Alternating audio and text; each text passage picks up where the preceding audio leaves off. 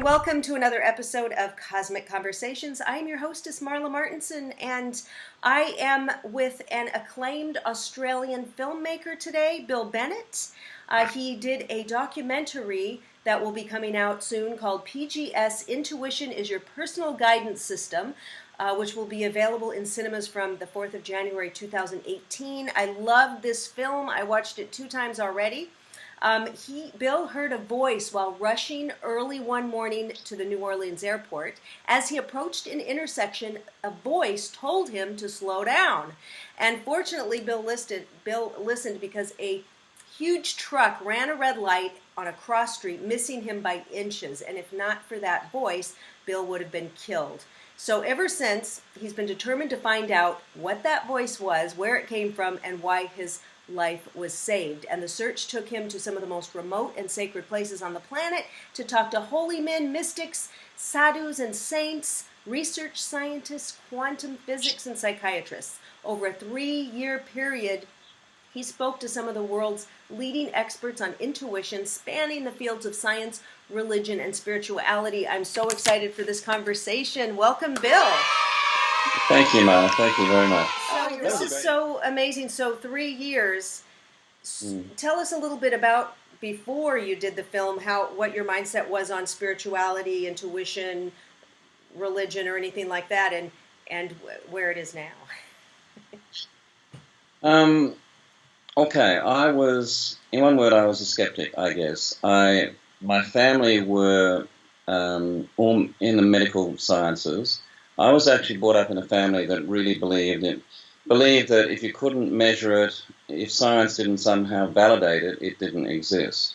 I then trained for 12 years as a journalist, and that only emphasized that that level of skepticism and cynicism, when you're a journalist. I was trained at the ABC, which is like the Australian equivalent of the BBC, so the standards of journalism are very high.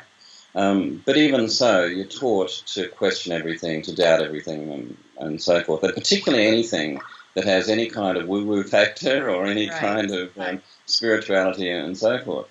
So my wife, in fact, has been studying spirituality and esoteric literature for quite some time. It used to drive me nuts. It used to. she would have on these podcasts, and she'd have all this crazy music, and I'd come into the kitchen, and I'd go, no, I cannot handle that. Please turn that off. Oh my gosh, sounds like me and my hubby. Same thing. Yeah. So when I said to her one day, "Okay, I'm going to make a film on intuition," she said, "No, you're not. You cannot." I said, "What do you mean?" And she said, "You can't because to make a film on intuition, you have to be intuitive." And I said, "I'm intuitive. Of course I'm intuitive, But I realized, of course, that I wasn't. So anyway, to answer your question, I came at this from, if you like, a journalistic perspective, and from a secular background that was really evidence-based. And during the course of making the film, I changed fundamentally. Really changed. So now, are you listening to the podcasts and playing the woo-woo music and meditating? Like, what are you? My wife can't handle it. She says this was my territory, and now you invaded it. Oh. But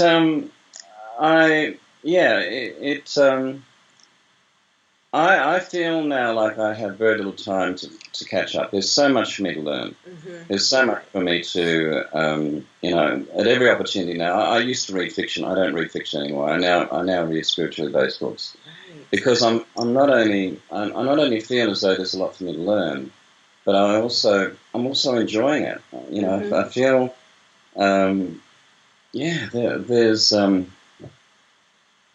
there's this whole other world out there, Marla, that I was closed to before, and now I'm open to, and the impact that it's had on my life has been, well, there's only one word for it, and it's transformative. So this one instance in your life when you were going to cross that intersection, that you heard that slow down, that's literally the catalyst that changed your whole life now, that led you on that journey, the one little thing, right? That would you say? Well, but it didn't, it's a funny thing, and now I look back on it, I realize that the way spirit works is that spirit is persistent. Mm-hmm. I mean, that happened 18 years ago. Okay. You know, that incident with the truck. And it stayed with me and stayed with me. And it wasn't like at that point then everything changed, because I was busy in my life making movies and so forth. But it kept on niggling at me. It kept on niggling. And so I began to read and so forth. But and I got to the point, well, I should explain. I realized then that perhaps the best way for me to explore this was to make a film. And I set out then to make the film in the way that I'd made all the films in the past. And that is with a type A personality, where you set yourself a goal, you go about and you do things in a very logical, rational, ordered kind of way, and then progressively, through force of personality and force of will and so forth, you get to make the movie. And that's how I've made a lot of movies in the past, as a producer and director. So I'm used to that whole thing. With this film, it just wasn't happening like that. It just didn't happen. And I was tearing my hair out thinking, why isn't this film coming together? Because people would tell me, financiers and distributors and so forth would say, look, this is going to be a great film and there is a market for it, but come back just when it's done. And I would say, well, that doesn't help me. I can't do it without your help. Mm-hmm. What I realized now was that I was approaching it all wrong, that force of will, type A personality approach to it was all wrong. Okay. So what happened was this. I got to a point where I felt that it was kind of a point of, like, I either make this film or I just walk away from it and get on with my life and I go back to doing what I was doing before. And I had this dream. And this dream was, and I won't necessarily go into specifics, but this dream was very, very clear. In this dream, I was told that I had to make the film, I had to make it now, and even if I didn't have the money or the resources or the big crews that I had in the past, I had to go out, even if it meant buying my own camera and doing it myself, and doing it with credit cards or whatever, I had to go and make the film. So I woke up out of this dream, like, literally it's sort of like, boing, like you see in the movies, it was like that. I was like this and going, whoa, and the takeout of it was absolutely clear cut. I had to do it now, and I had to do it without resources and whatever. I call it jury rigging. How long after the incident at the stoplight was this dream? Well, this was about 12 years ago. 12 years since the stoplight. So literally, in all that time, I've been researching and trying to get the film up other ways. Okay. So, maybe 11 years after the incident. Okay. I had a feeling it was very soon after it happened, but it wasn't. No. There was a long, long period. But here's the thing. I woke up immediately out of that dream. I looked across at the bedside clock, and it was 4:44. Oh, angel numbers. Yeah, so anyway, I didn't know anything about this, of course. But I had my iPad right by my bed, and immediately I Googled, what does 4:44 mean? Because I thought, that's strange, like, I come out of this dream and it's 4:44. If my wife had taught me one thing with all her woo-woo stuff, it was like, these numbers mean something. Right. So I thought what 4:44 meant. And up came Dorian Virtue and all these people. And I'll paraphrase here now, but essentially what it said was this. It said that at this moment, you are, your archangels and angels are with you. They're urging you to move forward with your endeavor. They will protect you and guide you. And all you have to do is listen to your inner wisdom and your intuition. Oh. And you will be guided to great success. Okay, so now here I am. I've had this dream, and then I've woken up at 4:44, and I've read this, and I'm in bed, it's dark, and I've got to make a decision. Right. I've got to make a decision. Do I believe this, or do I just say, no, it's just all crazy and all just coincidental, and I'm going to go back to sleep, and in the morning I'm going to make a logical, rational decision as to whether or not I should go ahead with the movie. Right. I had to make a decision at that point, and I decided at that point that I would believe it, that everything that had happened up to that point I would believe, and that I would believe that in the making of this film, I would be guided, and there would be angels and archangels and spirit guides there to protect me.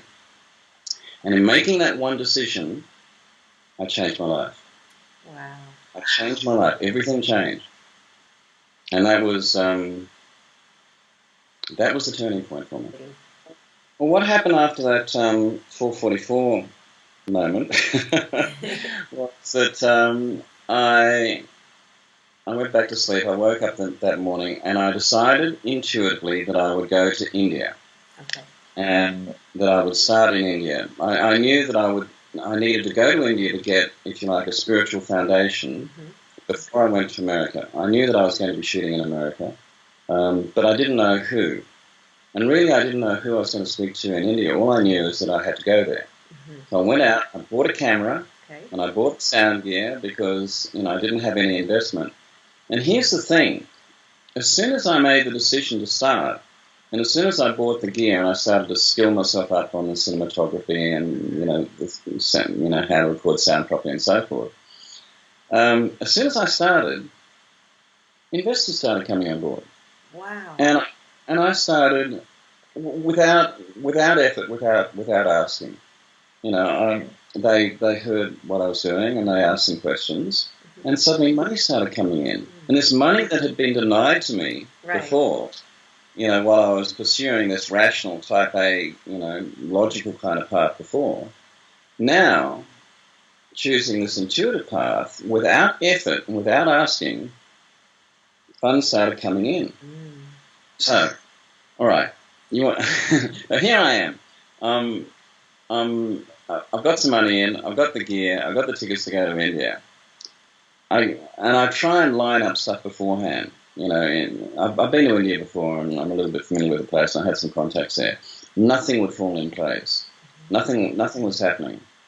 And I started to get a bit panicked because, a couple of people put some money in and I felt an obligation to them, like I'm a professional person. I've got to, if I'm spending their money and going to India, I've got to do something.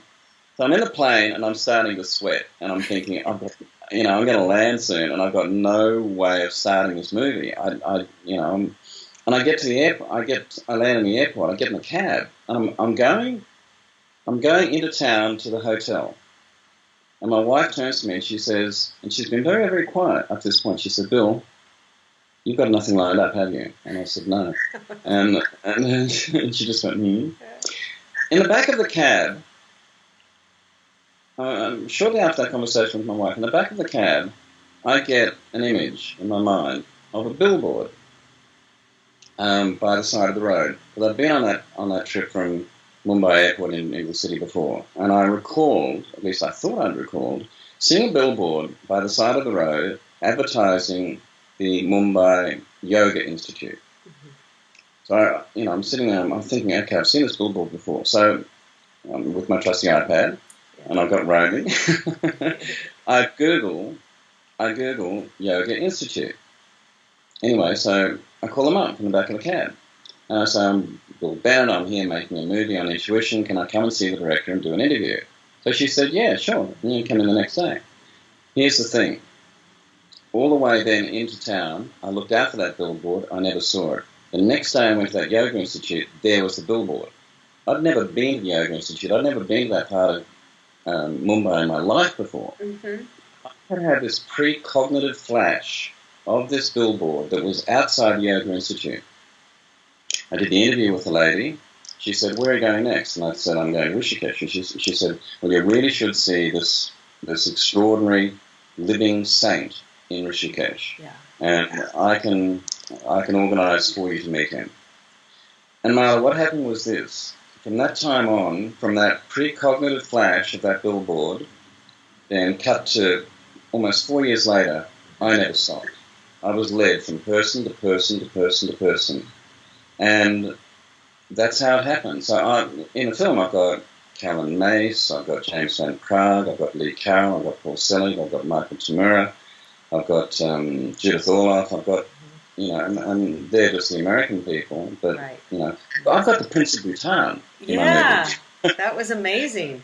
The person that I ended up getting in the movie turns out to be, of all of those spiritual people in Rishikesh, he's like the big guy.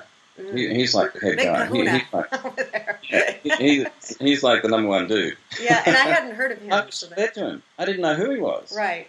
Yeah. You know, Wow. I mean that's the way the film is unfolded.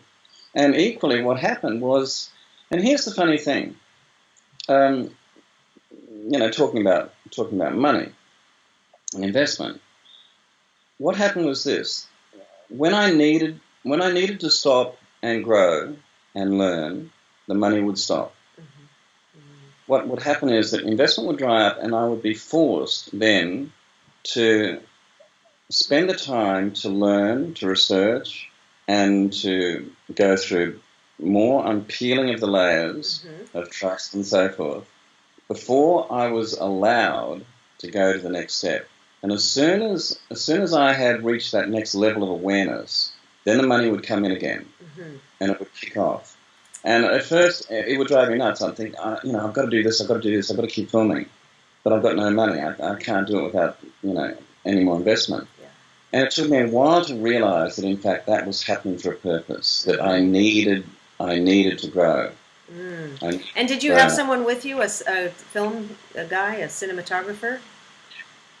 I've shot a lot of it myself. I'm a pretty accomplished cinematographer, as you've seen from the film. Right.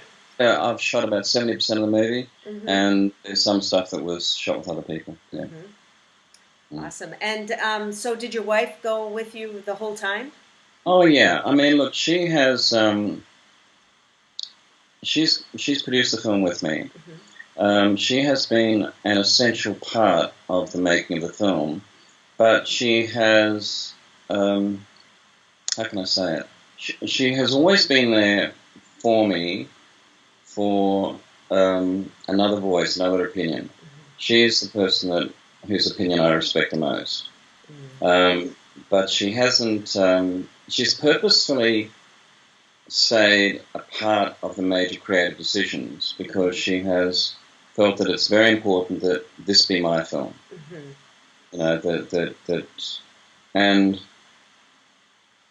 She has been my most important creative collaborator. Now, has she collaborated on other films, or was this something she wanted to do because it was of the subject matter? No, we have produced together since 1996. We've produced, I think, 6 movies together. And some of them quite large films, $12 million budget movies and stuff like that. Nice. So yeah, she is very familiar with the filmmaking process. But this was totally different. I mean, this has been an intensely personal film, and without doubt, it's been the most difficult film I've ever made. It was the most difficult? Yeah. And not from a technical point of view, but it's been difficult because I've had to grow. I've had to change. And, when... I mean, this year I'll be 65 years old. At my age, you kind of get ingrained, in a certain way of doing things, and a certain way of thinking about things, of thinking about the world. So for me to have done this huge shift in the manner that I have, has been, what do they call it when, those plates, tectonic. Oh, right, yes. Yeah, that's right. So are you still making films? And if you are you going to be doing more spiritually based films now? Has that changed the kind of work that you do? Right at the moment, I'm working on a big movie, a romantic comedy set on the Camino De Santiago. As part of my preparation for this film, I walked the Camino. Oh, you did? I read Sonia Choquette's book about walking the Camino. She's a spiritual teacher with Hay House, and it was something. Now, so you did walk it. You did it already. Yeah. Well, what happened was this, and I did this in 2013, and I've now since walked 5 Caminos. Wow. But what happened was this. This was at a point before I decided to make the film, before I had that dream. Okay. And I knew intuitively that I had to walk the Camino. And in fact, I dedicated the walk to PGS, to Personal Guidance System. I decided that I would walk the Camino intuitively, which was, I didn't realize at the time, but this was almost like essential preparation for the making of the film. I wrote a book about it called The Way, My Way. And it's now become almost required reading for people walking the Camino. It's done really well. But essentially what I did was that I would not... I'm an organizer. You know, I have to be. Sorry, that's my past life. I had to be. Right. But I decided that I would just allow each day on the walk to unfold as it should, and that I would be guided by my intuition to where I should go, who I should meet, who I should avoid, all of those myriad of decisions that you make on a pilgrimage walk. I decided to put them to guidance. And did you walk it alone? I walked it alone, yeah. I walked it, which was, my wife flew in at the end and met me. How long did it take? I had bad knee issues, really bad knee issues, but even so it took me 31 days. I had 3 rest days, so the walk itself took 28 days. Okay. I regard it as one of the great transformative experiences in the world. And I have this theory. And that is that because you see these people walking the Camino, and they're 80 years old, you know, some people older, some people have major health issues, they're dying of cancer or whatever. And you hear these stories of extraordinary healing, almost miraculous healing. And you hear of people 85 years old walking 500 miles. And you have to ask yourself, how does that happen? Why does that happen? And what I believe is that this is a pilgrimage path that's been active for over 1,000 years. And every person, I believe that every person, every pilgrim who walks that path with spiritual intent leaves a spiritual imprint in the ground, in the earth. It's almost like a ley line. And that over the years, over the hundreds and hundreds of years, these spiritual imprints have seeped into the ground. And if you walk that Camino with intent, with the same intent, then, and if you allow that intent, that spiritual imprint to infuse up from the ground into you, then you can be transformed, you can be healed, and you can do things that you wouldn't feel that you would otherwise be able to do. I mean, it's extraordinary. That's amazing. I love walking, and I thought, oh, that would be so interesting. But when I was reading Sonia Choquette's, and also Cheryl Strayed, Wild, when she walked that, whatever trail that was, the descriptions of the bloody feet and losing the toenails and that pain, I'm like, I'm not willing to lose my toenails. Oh, that's all. I'm willing to walk, but I don't think I could stand that pain of the feet and blood and I don't know. What that happen to you? It's like no matter what they say, no matter what shoes you wear, it's inevitable or. Oh well, look that. Or is that blisters and toenails was the least of my problems.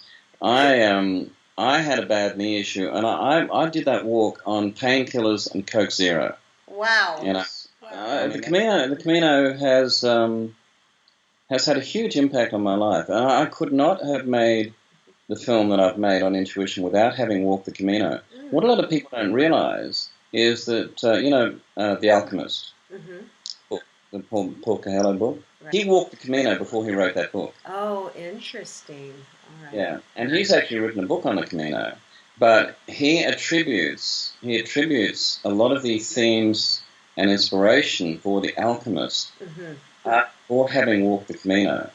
So the Camino has impacted the world in many There's ways. a lot of books on the Camino. If you go on Amazon, you'll find a lot. Yeah, that's beautiful. Yeah. Wow. And so what other ways did you change? Did you become a vegetarian? Or do you meditate every day? Are you what are you channeling? Are you getting messages downloaded? some of the juicy stuff now that's really come into Marla, your life. here's the thing about me. Okay. I'm an ordinary bloke. Okay. I'm an ordinary bloke. I'm an ordinary Australian bloke. And I think I don't channel, and I haven't had any kind of Kundalini epiphany or anything like that. The third eye didn't pop open. No, Okay. no, none of that. But here's the thing. I now trust. I now have empathy. Mm-hmm. I now have compassion. I now believe very much in divine timing. I'm not impatient as I used to be. I used to be horribly impatient. I now believe in divine timing. I give over to the universe because it comes back to that message in 444, and that is that if you truly believe that angels and archangels and spirit guides are with you all the time, it actually materially impacts on the way you live and work and think each day. I mean, just imagine this. I mean, let's just say right at this moment that I have guides and angels around me. Right. Okay, so how can I be horrible to my neighbour who comes in screaming because the leaves are falling in his yard or something? I can't, because I've got these angels around me, and they're not going to let me do that, and I'd be embarrassed. So well, were you a bloke that didn't believe in angels before this? Like, if somebody would have said before, "Oh, angels," would you have said, whatever? And then now you just have that knowing that they're there. Yeah. You see, I don't think you need to be religious. I don't even think you necessarily need to be spiritual to believe in intuition. Right. What I say in the film is this: is that intuition is a system. It is a legitimate, functioning bodily system. Just like our digestive system, our circulatory system, and so forth. It's just that it largely works within the energetic realm. We are all energetic beings. We are vibrational beings. We are energy, and we have energy around us. And how our intuition works, and it is a system. It's a functioning system, and how it works is that it impacts on that energetic field. And that energetic field then impacts on our physiological systems, our hormonal systems, our nervous systems, and so forth. And so it is. You don't need to believe in God. You don't need to believe in angels. You don't need to, But all you need to do is think that intuition is a system that is there for you, that is intrinsic to each one of us. It's innate, and that we can use it.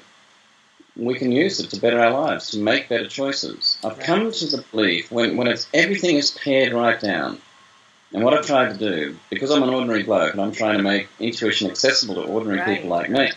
I'm not an expert. I'm not like Paul Celebrity and these people. But when I pare it down, what I've come to the conclusion is this: intuition is a messaging system. Yes. That's what it is. It's a messaging system. It is a system that's trying to give us messages so that we can make the right choices, so that we can live better, more fulfilled lives. And that's where I think that's the purpose of intuition. It is. It's amazing how we all get those messages, and so many times we'll override them. I remember when I eloped when I was 18, and with a high school love, and it was, of course, you could say a mistake, but we learn from everything. But I remember one night driving on the freeway before I did it, and I heard a voice telling me, don't do it, and I just completely ignored it, and I'll never forget it, even to this day, so many years later, overriding that. But that brought me to Los Angeles, and that brought me to this and that, and everything unfolds the way it should, but it was a lot of pain there and things. So interesting. I bet everybody, if you think about times when you heard something like, don't do this or do that, and we just, either we go with it and it's great, or we ignore it and we get kicked in the butt.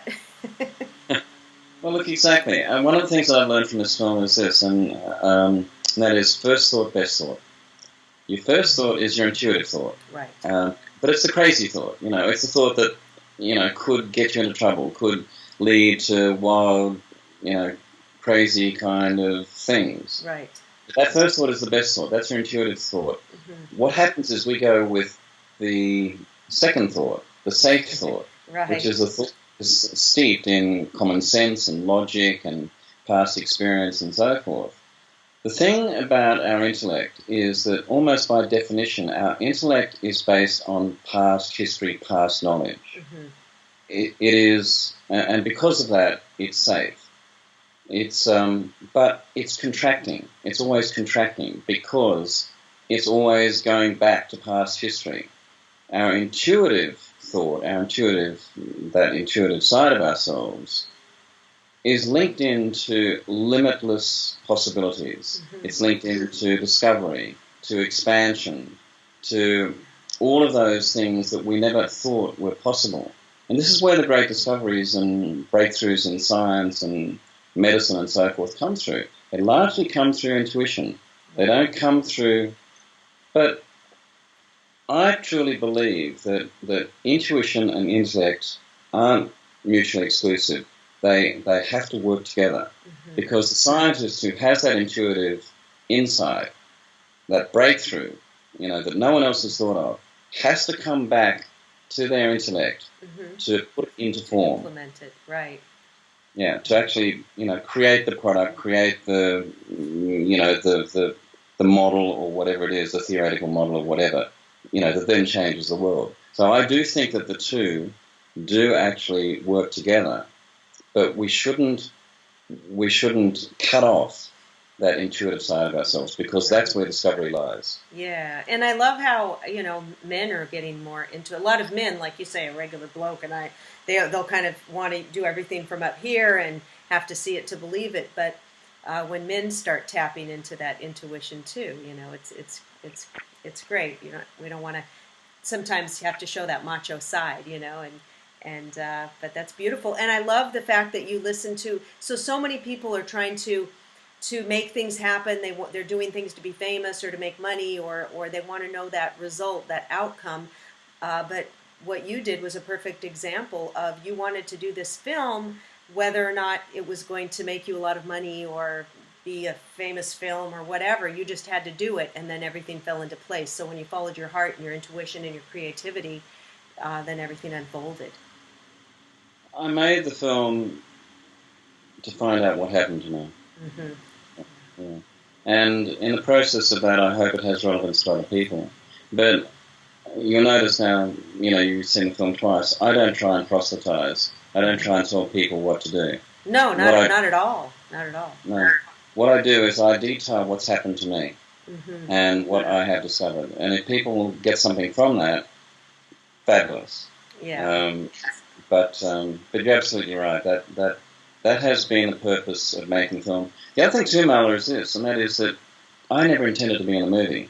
I mean, people who haven't seen the film, I can say that I appear in the film from time to time, mm-hmm. and I separate various sections in the film. Right. And the film is largely other people, but it details my journey and my progressive journey through the film.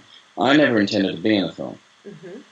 But I realized right at the very last part, because I'm not an expert, and I didn't ever feel like I had any right to be in the film.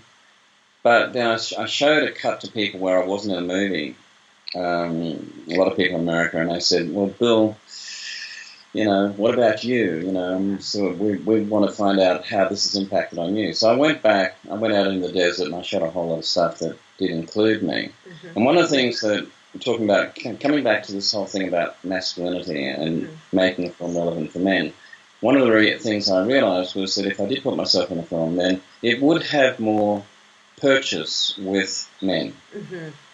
That men right. would hopefully be able to identify with what the film is saying, just simply because I appear in it from time to time. Right, yes. And I give it a masculine perspective, because what I've tried to do with the film is, the content is feminine. Mm-hmm. What I've tried to do is I've tried to give it a masculine package and balance the masculine and the feminine energies so that the film is balanced in that way. There's a balance between the masculine and feminine. Right, and you have quite a few men in there talking about, Paul Selig and Lee Carroll and all of these people.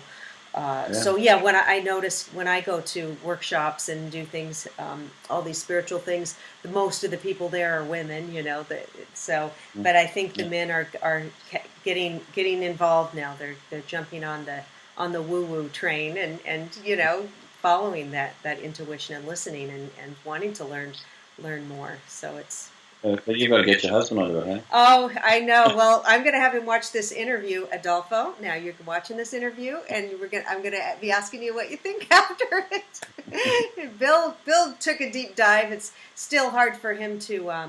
He's a composer. He's a musician. He's very creative. He's got a lot of intuition. He performs in a piano bar in Beverly Hills. He's been performing live for years. So that intuition, he can be sitting there performing and see somebody coming into the bar and watch and know, okay, that guy's trouble, that person's crazy. He'll tell the manager, watch that, because he's got this intuition from doing it so long and that creativity, so he can know. He has very good intuition about danger or what he needs to watch out for, and things like that, which is good. I still don't have him on the angel train yet to believe angels are real, or spirit guides, because he can't see it. But he says, I'd like to see an angel, so we'll see what happens there.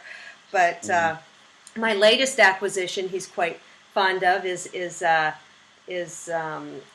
crystal skull called Nigel, and right. and I'm into crystals. I'm a Reiki practitioner and crystal healer, and so I got Nigel, and I went on I had a wonderful full moon experience with Nigel when I bought him. It was on a full moon a couple weeks ago.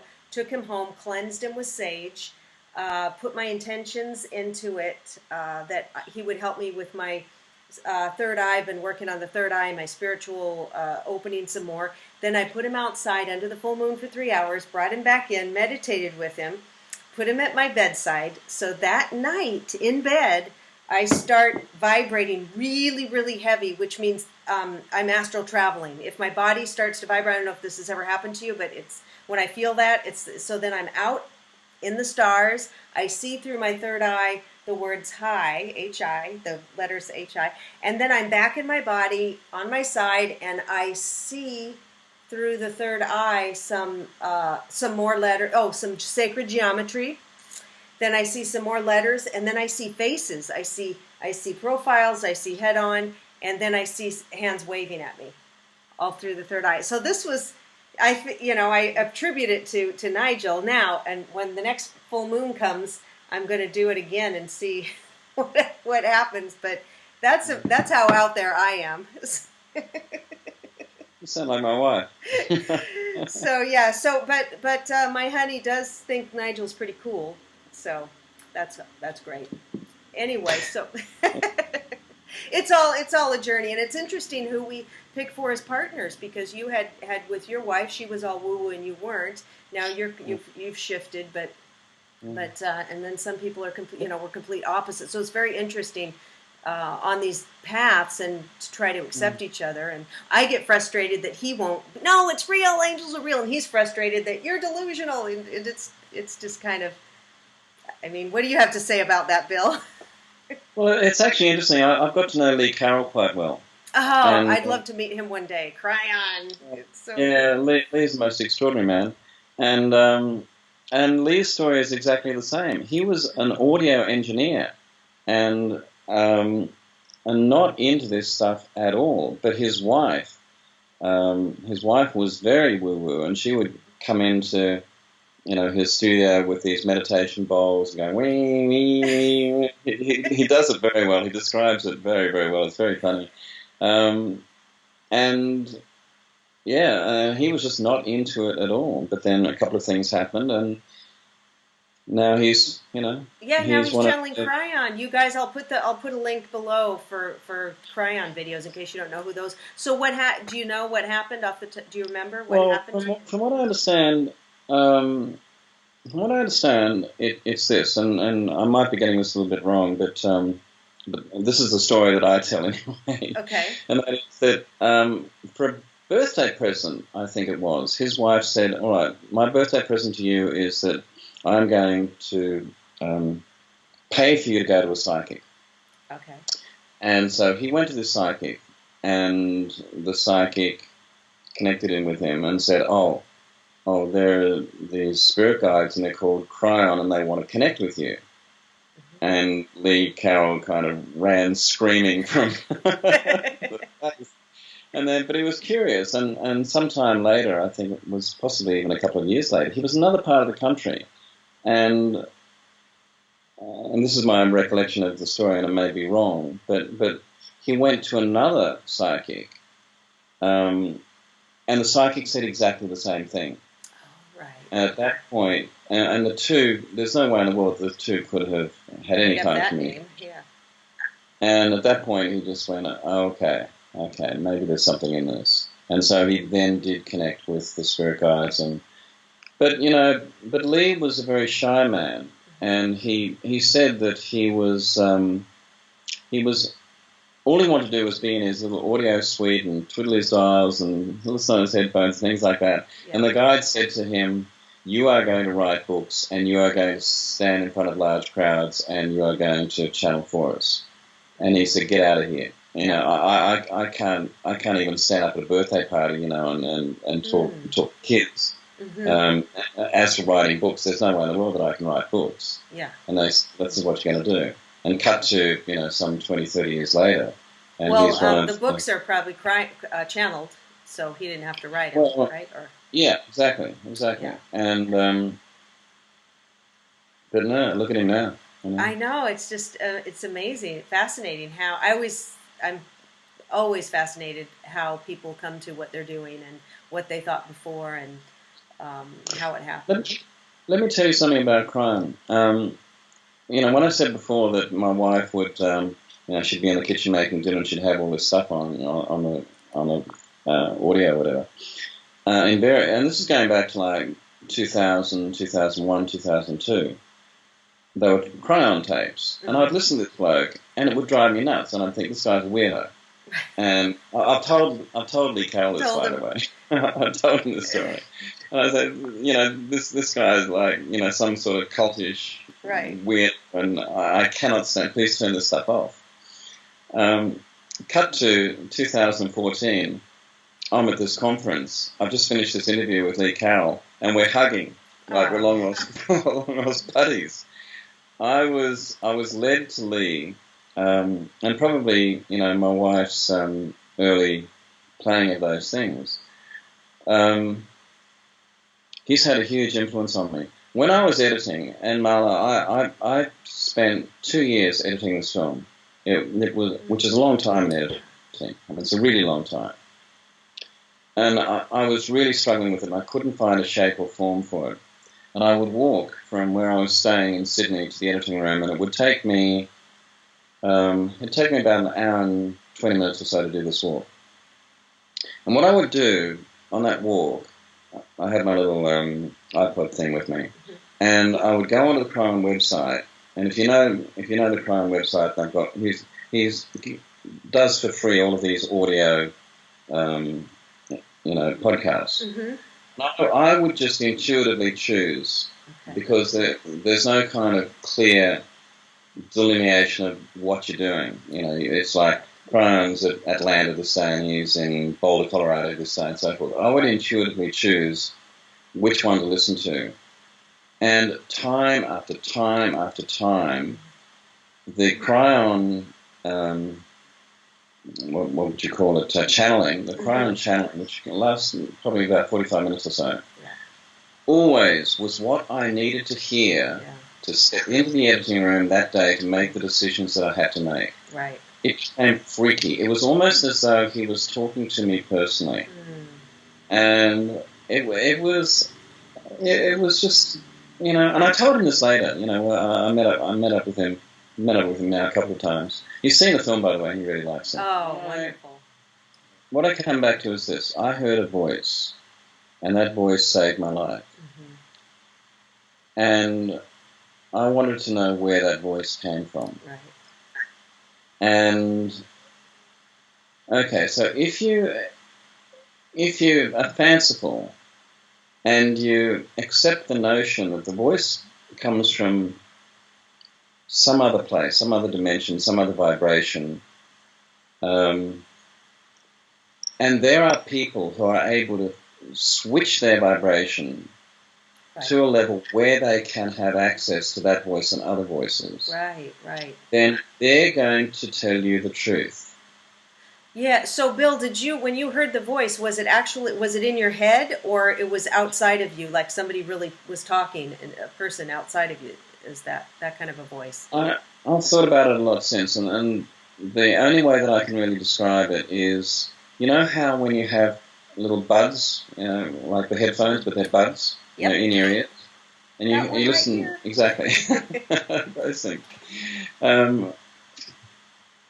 These things. Yes. Earbuds. That's right. Hello, Kryon. It's both inside and outside. Okay. So you can't kind of locate it, but it's both inside and it's outside, and that's really the only way that I can describe it. But coming back to channeling, what I've tried to do with the film is that I have purposefully gone with practitioners of intuition, not interpreters of practitioners of intuition. So in other words, I've gone to people who are actually practicing intuition in their daily life, like Carroll and Mace, like Lee Carroll. I didn't want people who, from a scholastic or intellectual viewpoint, are interpreters. And these channelers like Paul and like Lee Carroll and so forth, I truly believe they are connected to a creative source, because, as we talked before, you can't make this stuff up. They couldn't sit there and make this up. They couldn't channel 5 books and with all of this. No, it's just not possible. And I've been to now several Kryon channelings, and you see, look, I'm a movie director, right? And I understand performance, right? And I understand truth in performance. And I look at Lee Carroll channeling, or Paul Selig as well, channeling, and James Van Praagh too. But I look at these people channeling, and I look at it from a technical, directorial point of view. It's not fake. No. And not only that, there is a level of oration and articulation that is mind-blowing, that you cannot, this is not kind of like ad-libbing. Right. And you listen to Paul Selig's, the complexity of thought and wordage and the way words are structured. Right. Even if you sat down and you spent 2 weeks writing something, you probably wouldn't write something as intricate and as complex and as sophisticated in ideas as what comes out. Just comes out. And same with Lee. And some channelers you ask questions to. I don't know if Kryon, I've never been to a channeling, if people are allowed to ask questions but with Daryl Anka, who I told you, who channels Bashar, people can get up. I went in the audience and got up and asked a question to Bashar, and the things people ask, and right away the answers. There's no way someone could just make up all these answers, and then you see them in different over the years. People could ask the same question, he'd say the same thing. You wouldn't have been able to remember it. It's just not possible. So it's because there are skeptics. I mean, I know people who say no, it's not. They're just doing it for money. They're not. But who would these intelligent, accomplished men just sit there and pretend to be channeling for? It's just ludicrous. So. But Marla, what I've discovered is this: the skeptics don't actually invest the time to really do their research. Right. That's true. They don't go to the channelings. They don't see it, for real. They don't understand the process, say, that somebody like Paul Selig goes through in transcribing to Victoria and Berkeley and things like that. So they don't actually. They make superficial judgments, not based on direct experience and research.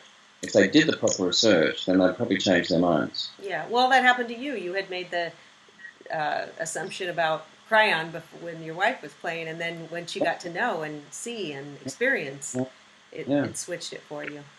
Yeah, and one of the really crucial things I think about the change that I've gone through and about becoming intuitive generally is that you've got to keep an open mind. Right.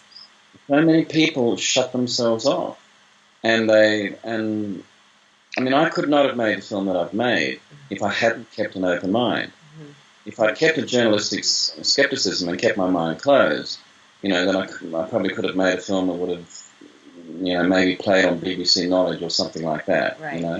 I didn't want to do that. So speaking of the film, it's coming out soon. Where is it going to be, and how can people see it? It's having what's called theatrical on-demand screenings. So in other words, I call them pop-up screenings. Okay. How it works is that a host has to say, they put their hand up and they say, I want to see this movie, I live in such and such a place, I'd like to see it on this date.